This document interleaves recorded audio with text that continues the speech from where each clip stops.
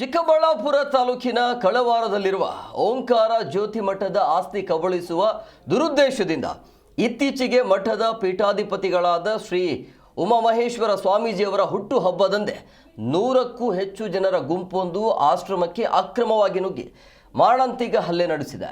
ಸ್ವಾಮೀಜಿಯವರನ್ನ ಕೋಣೆಯಲ್ಲಿ ಕೂಡಿ ಹಾಕಿ ಪ್ರಾಣ ಬೆದರಿಕೆ ಒಡ್ಡಿ ಬಲವಂತವಾಗಿ ಪತ್ರಗಳನ್ನು ಬರೆಸಿಕೊಂಡಿದ್ದಾರೆ ಅನ್ನುವಂಥ ಆರೋಪವನ್ನ ಮಠದ ಸ್ವಾಮೀಜಿ ಮಾಹಿತಿಯನ್ನು ಕೊಟ್ಟಿದ್ದಾರೆ. ಸ್ವಾಮೀಜಿಯವರು ಕೂಡ ಈಗ ಜೀ ಕನ್ನಡ ಜೊತೆ ಮಾತನಾಡಿದ್ದಾರೆ. ಏನು ಹೇಳಿದ್ದಾರೆ ಕೇಳೋಣ ಬನ್ನಿ. ಮಠದ ಆಸ್ತಿ ಕಬಲಿಕೆಗೆ ಒಂದು ಹುನ್ನಾರ ಹೂಡಿರುವಂಥದ್ದು. ನಮ್ಮ ಜೊತೆ ಮಾತಾಡೋದಕ್ಕೆ ಸ್ವಾಮೀಜಿಗಳಿದ್ದಾರೆ, ಬನ್ನಿ ಮಾತಾಡ್ಸ್ತಾ ಹೋಗುವ. ಸರ್, ಏನಾಗಿದೆ ನಿಜವಾದ ಘಟನೆ? ಈ 2000 ಇಸ್ವಿಯಲ್ಲಿ ಮರಿಯಪ್ಪನವರು ಕಳವಾರ ಗ್ರಾಮದಲ್ಲಿ, ಅಂದರೆ ಚಿಕ್ಕಬಳ್ಳಾಪುರ ಜಿಲ್ಲೆಯ ಕಳವಾರ ಗ್ರಾಮದಲ್ಲಿ ಮರಿಯಪ್ಪನವರು 2000 ಇಸ್ವಿಯಲ್ಲಿ 2 ಜಮೀನು ಪರ್ಚೇಸ್ ಮಾಡ್ತಾರೆ. ಸ್ವಯಾರ್ಜಿತ ಆಸ್ತಿ ಅದು. 1 ಎಕರೆ 6 ಗುಂಟೆ ಅಂತೆ, ಒಟ್ಟು 2 ಜಮೀನು ತೊಗೊಳ್ತಾರೆ. ಟೋಟಲ್ಲು 2 ಎಕರೆ 12 ಗುಂಟೆ. ಅಲ್ಲಿ ಮಠ ಕಟ್ತಾರೆ, ಓಂಕಾರ ಜ್ಯೋತಿ ಮಠ ಅಂತ ಕಟ್ಟಿ 2002ನೇ ಇಸ್ವಿಯಲ್ಲಿ ಉದ್ಘಾಟನೆ ಮಾಡ್ತಾರೆ. 2012ರಲ್ಲಿ ಮರಿಯಪ್ಪನವರು ದೈವಾಧೀನರಾಗ್ತಾರೆ. ಮರಿಯಪ್ಪನವರು ಗೃಹಸ್ಥರು, ಆದರೆ ಅವರು ರಾಮಕೃಷ್ಣ ಪರಮಹಂಸರ ಥರ ಜೀವನ ನಡೆಸಿದವರು. ಅವರು ಶ್ರೀಮತಿಯವರು ಜಯಮ್ಮನವರು. ಮರಿಯಪ್ಪನವರ ನಿಧನಾನಂತರ ಮರಿಯಪ್ಪನವ್ರ ಹೆಸರಿನಲ್ಲಿರ್ತಕ್ಕಂಥ ಆಸ್ತಿ ಜಯಮ್ಮನವರಿಗೆ ಭೌತಿಕ ಖಾತೆಯಾಗಿ ವರ್ಗಾವಣೆ ಆಗ್ತದೆ.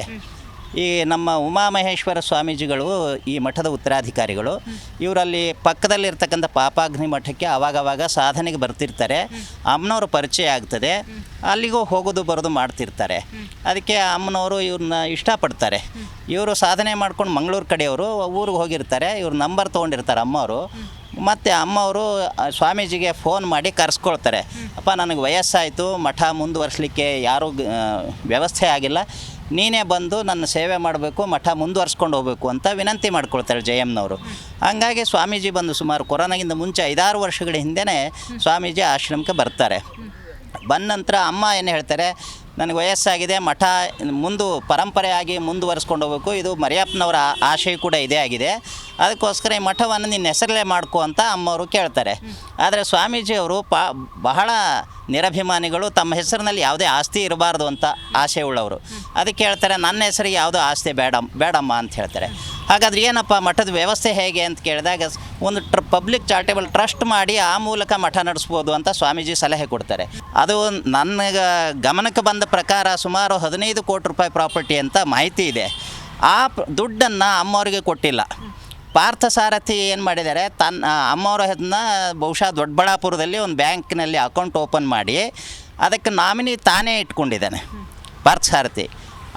ಜಾಯಿಂಟ್ ಅಕೌಂಟ್ ಓಪನ್ ಮಾಡಿ ಅಮ್ಮನ ನಿಧನಾನಂತರ ನಾಮಿನಿ ತಾನು ಅಂತ ಇಟ್ಕೊಂಡು ಆ ದುಡ್ಡು ಅಕೌಂಟ್ನಲ್ಲಿ ದುಡ್ಡು ಇಟ್ಟಿದ್ದಾರೋ ಏನೂ ಮಾಹಿತಿ ಇಲ್ಲ. ಸ್ವಾಮೀಜಿಗೆ ಯಾವುದೇ ಮಾಹಿತಿನೂ ಇಲ್ಲ.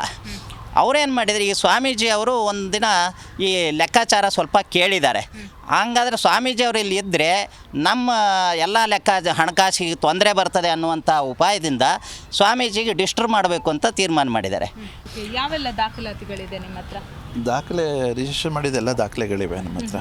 ಅದಕ್ಕೆ ಸಂಬಂಧಪಟ್ಟು ಮಂಗಳೂರು, ಕಾಸರಗೋಡು ಡಿಸ್ಟ್ರಿಕ್ಕಿನವರು ನಾವು. ಎಷ್ಟು ವರ್ಷದಿಂದ ಮಠ ನಡೆಸ್ತಾ? ಈಗ ಒಂದು 5-6 ವರ್ಷದಿಂದ ಅಮ್ಮನೇ ಕರೆಸಿದ್ದು, ಒತ್ತಾಯಪೂರ್ವಕವಾಗಿ ನಮ್ಮನ್ನು ಕರೆಸಿದ್ರು. ನೀನು ಬರಲೇಬೇಕು, ನೀನು ಬರಲಿಲ್ಲ ಅಂತ ಹೇಳಿದ್ರೆ ನಾನು ಉಳಿಯೋದಿಲ್ಲಪ್ಪ ಅಂತೇಳಿ. ನಾನು ಆ್ಯಕ್ಚುಲಿ ಉತ್ತರ ಭಾರತಕ್ಕೆ ಹೋಗ್ಲಿಕ್ಕೆ ಹೊರಟವನು ಕೊರೋನಾ ಸಂದರ್ಭದಲ್ಲಿ. ಮತ್ತೆ ಅಮ್ಮ ಒತ್ತಾಯ ಮಾಡಿದ್ದಕ್ಕೆ ನಾವಿಲ್ಲಿ ಬಂದೆವು. ಮತ್ತು ಬಂದಾದಮೇಲೆ ಅಮ್ಮನೇ ಒತ್ತಾಯ ಮಾಡಿದರು, ನಿನ್ನ ಹೆಸರಿಗೆ ಮಾಡ್ಕೊಪ್ಪ, ನಾಳೆ ನಿನಗೆ ತೊಂದರೆ ಆಗ್ತದೆ, ಇವರೆಲ್ಲ ನಿನ್ನನ್ನು ಬಿಡೋದಿಲ್ಲ ಅಂತ. ನಾನು ಒಂದೇ ಹೇಳಿದೆ, ಇಲ್ಲಮ್ಮ, ನಮ್ಮ ಪೂರ್ವಾಶ್ರಮದೇ ನಾನು ನನ್ನ ಹೆಸರಿಗೆ ಮಾಡಿಕೊಳ್ಳಿಲ್ಲ. ಇವರು ಪಾರ್ಥಸಾರಥಿ ಅವರೆಲ್ಲ ಸೇರಿಕೊಂಡು ಒಂದೇ ಹೇಳ್ತಾ ಇದ್ರು, ಅಮ್ಮನಿಗೆ ಟಾರ್ಚರ್ ಮಾಡಲಿಕ್ಕೆ ಹೊರಟ್ರು. ಇದೆಲ್ಲ ಸ್ವಾಮಿಗಳ ಹೆಸರಲ್ಲಿದೆ, ನಾಳೆ ನಿನ್ನನ್ನು ಹೊರಗಡೆ ಹಾಕ್ತಾರಮ್ಮ. ಅವರೆಲ್ಲ ಈ ಥರ ಮಾಡ್ತಾಯಿದ್ರು. ಅದಕ್ಕೆ ಏನೆಲ್ಲ ಅಲಿಗೇಷನ್ ಇದೆ ಅನ್ನೋದ್ರ ಬಗ್ಗೆ ಸ್ವಾಮೀಜಿಗಳು ಕೂಡ ಜೀ ಕನ್ನಡ ಜೊತೆ ಹೇಳ್ತಾ ಹೋದ್ರು. ಬೆಂಗಳೂರಿನಿಂದ ಕ್ಯಾಮ್ರಾ ಪರ್ಸನ್ ನಾಗರಾಜ್ ಜೊತೆ ಭವ್ಯ ಸುನಿಲ್, ಜೀ ಕನ್ನಡ ನ್ಯೂಸ್.